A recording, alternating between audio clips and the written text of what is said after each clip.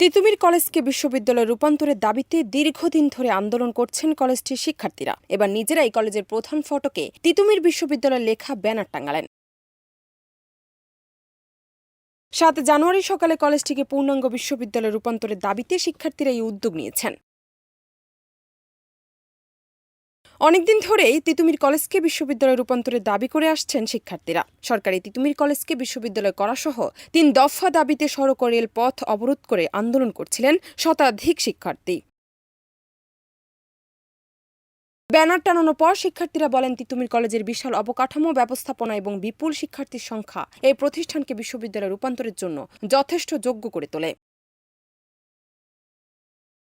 উল্লেখ্য, তিতুমীর কলেজকে বিশ্ববিদ্যালয়ে রূপান্তরের যৌক্তিকতা ও সম্ভাব্যতা যাচাইয়ে শিক্ষা মন্ত্রণালয়ের ৫ সদস্য বিশিষ্ট কমিটিতে সভাপতি হিসেবে দায়িত্ব পালন করবেন বিশ্ববিদ্যালয়ের মঞ্জুরি কমিশনের একজন সদস্য। জান্নাত নিপু, দেশ রূপান্তর।